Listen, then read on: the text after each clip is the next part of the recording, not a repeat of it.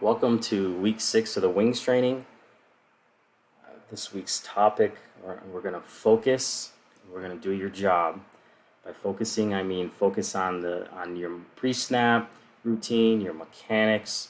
It doesn't matter what the score is, if it's a close game, if it's a blowout. We really need to maintain focus throughout the entire game and just be aware. And again, do your job.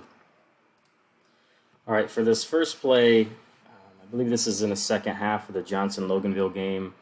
I know it was a blowout at this point, but the Wings seem to lose a little bit of focus here, and there is some confusion. We're going to have a defensive end that's going to jump off sides. We're going to have a offensive tackle that's going to move. So the headline judge, this is your key on this tackle here. Go ahead and play the play. You're going to see the defensive end jumps off sides. Yes, the tackle moves, but that defender comes in there like that. We're going to go ahead and get it. But the problem here is the focus.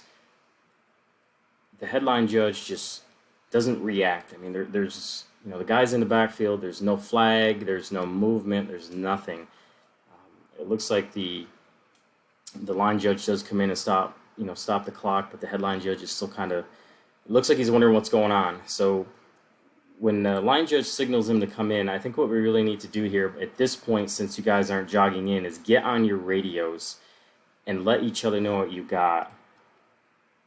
Typically, it's a good idea to throw the penalty flag on whichever side that you think committed the foul. If you think that the defender jumped offside first, this line judge and this headline judge should be throwing your flag on the defensive side. If one of you throws your flag on the offense and one of you throws your flag on the defense, that's when you can jog in and come together and say, hey, this is what I had, and the other guy can agree or disagree, and you can figure out what happened. But in this case, the headline judge should really have a flag on this. It's on his side. It's his key. He needs to see this. He needs to see who jumped off sides first. In this case, it was encroachment. Don't leave it up to the line judge to see something that's on the other side of the field. Now, the line judge can bail the crew out by doing this, but he needs to throw his flag. He can't just run in here and stop the clock. All right, on this play, the line judge is going to be about 2 yards ahead of where the ball becomes dead. I'm not sure really what happened here, but you can see the ball became dead about the 34-yard line, and the wing is up at about the 36. The headline judge is in the correct spot, getting a spot at the 34, but looks like the line judge lost a little bit of focus here, and for whatever reason went up to the 36. Now, if you're worried about these players doing anything in here, go ahead and pinch in. Don't camp out on the sideline. Pinch in here. You can come up to the bottom of the numbers on the play that's close to these hash marks here. Just come up to the bottom of the numbers, and you can get a little bit better visual of what's going on right here. I didn't really see anything on this play that would warrant the wing to be way up here, but again, just make sure you get the correct spot. All right, on this play, I'm still seeing this a lot. We're having a lot of guys that aren't stopping the clock when the line to gain is met. So what I mean by line to gain is when the first down has been achieved, we got guys that are still coming up with the dead ball signal. We need to make sure that we know where the line to gain is, and then when it's achieved, which is the 40-yard line, let's go ahead and come up with a stop the clock signal. The dead ball signal is not going to stop the clock. It's just going to signify that the play is over, the ball became dead. So let's make sure that we stop the clock here. Good job by the headline judge. He knows where the line to gain is, and he's stopping the clock here. So all line judges, remember, in 6 and 7-man mechanics, you are going to punch forward or backward on all passes behind the line of scrimmage. It doesn't matter if it's on the other side of the field or right in front of you. Anything that's behind the line of scrimmage, you are going to punch whichever way the ball goes. So in this case, it's going to be a forward pass behind the line of scrimmage, which is about the 36-yard line. The line judge needs to punch that forward. That's right in the mechanics book, and I'm seeing a lot of line judges still not doing that. In 4-man mechanics, it's going to be different, but in 6 and 7-man mechanics, we really need to be doing that. So remember, line judge, all forward passes and all backward passes behind the line of scrimmage, key again, behind the line of scrimmage, need to be punched forward or backward by the line judge. You have that call. All right, these next three plays are going to have to do with winding and stopping the clock. If you saw the emails a couple weeks ago, we talked to the state. They are not going to ding you for winding the clock, but they will ding you for winding and stopping the clock. You either just, if the line of gain is met, just go ahead and stop the clock, or what I do is I just put up a dead ball signal if the line of gain isn't met. Anything near the sideline, I just put my hand up in the air. I don't do any winding. I don't do any winding and stopping. I just either dead ball signal or stop the clock if he goes out of bounds or if the line to gain is met. So on this play here, we're going to have a play that's going to come to the sideline. Line judge does a good job of punching back on this backward pass, but we have a long run where the line to gain is met, and he's going to come up and he's going to wind, and then he's going to stop. So let's just go ahead and stop that clock, and then we can just keep moving on. Another example here, we're going to have a play that's going to be near the sideline. Wing's going to come up, he's going to wind, and he's going to stop. Just stop it. No need to wind and stop. And then on the last play with the wind and stop, this one's going to be a little bit different. If you notice here, he moves forward, his forward progress ends out of bounds and not in bounds. So we should not be winding the clock here at all. We should just go ahead and stop it. I'll show this one more time. Receiver catches it, moves forward, rolls out of bounds. We should just go ahead and stop this clock and don't start winding it. All right, on this play, we're going to have stack formations on both sides. If in the stack, if the receiver is directly behind the receiver in front of him, we're going to want to punch him back. You see up top here, the wing is punching him back, but this wing needs to be punching him back. I would also suggest putting your heels way back here. You've got a defender right in front of you. You got two receivers that are threatening the sideline. Go ahead and take a couple steps back, especially if there's nobody here. This will help you see a little bit better, and it'll keep you from, if this guy blocks him and he kind of runs around him and he runs into you, it'll keep you from getting run into. So remember, go ahead and punch him back, and then we have a forward pass behind the line of scrimmage, so you want to make sure that you punch forward on this. Let's go ahead and show that one more time. Boom, we got a pass behind the line of scrimmage, and that's it. All right, this one's more for the newer guys. I know 4-man mechanics can get kind of confusing on a punt as opposed to 6 and 7-man. Just remember, on 6 and 7-man mechanics, the wings only go about 5 to 7 yards, if that, downfield. I don't typically move all that much, especially if it's a short kick. I tend to stay more around the line of scrimmage. But after the ball crosses the line of scrimmage, you want to go drift about 5 to 7 yards down the field. In 4-man mechanics, you have to run down to where the ball is kicked to. But in 6 and 7 mechanics, you want to stay up around in this area. This wing, I don't know if he was thinking about 4-man mechanics, but this is definitely not your spot. In 4-man it is, but in 6 and 7-man, let that deep come up here and get that spot. All right, we've got a couple situations on this play. We're going to have a false start by the tackle, and then we're also going to have some reverse mechanics on a turnover, on an interception. Go ahead and start with a tackle. This headline judge, that is your key. You should be looking right at him. He does try to save himself by acting like he's putting his hand down, but in all reality, he's actually false starting. So let's go ahead and call this a false start. He's falling forward, and he just put his hand down to stop himself. And then we have an interception here. Now this interception, being that the wing was 3 or 4 yards upfield, let the deep come up and get this spot. It's going to be reverse mechanics whether he's down here or not. When he's down here, the play is behind you, so you're not going to come back and get that spot.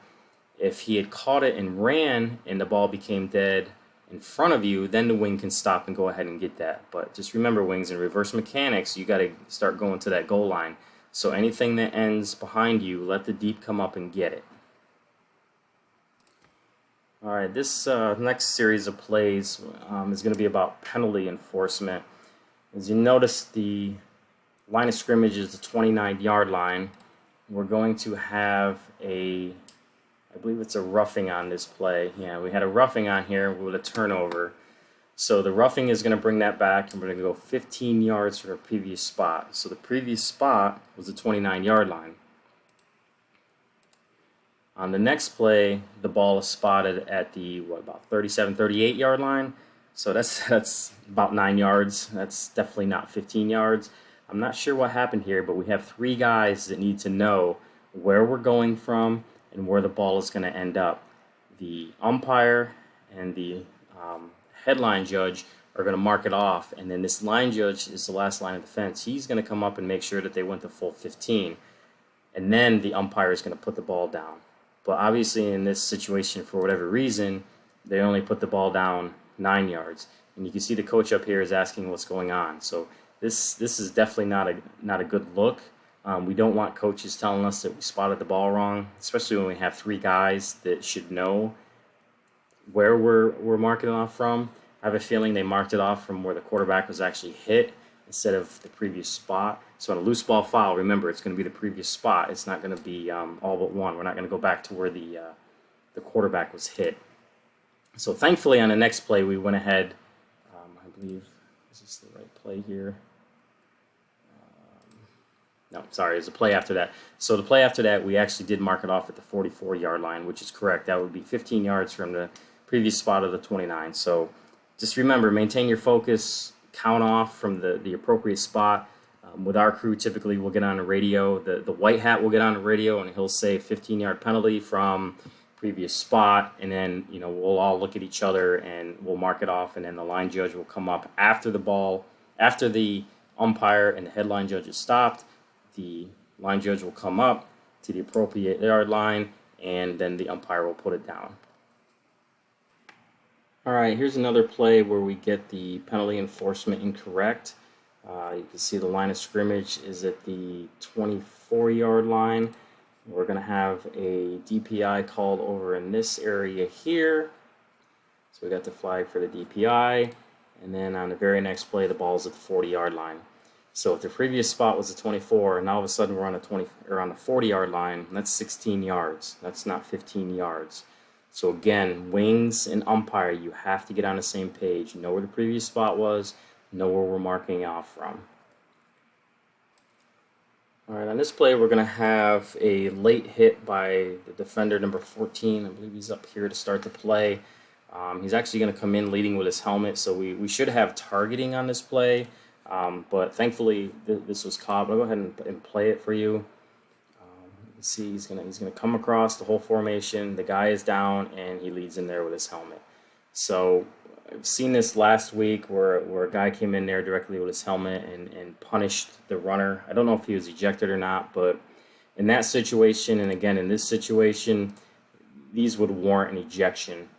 The wing on this side, especially since he's calling the ball down right here, he's really got to see this guy coming in here, especially when he comes in and going for the head. I mean, this is you got an elbow, a fist, and a helmet. Take your pick.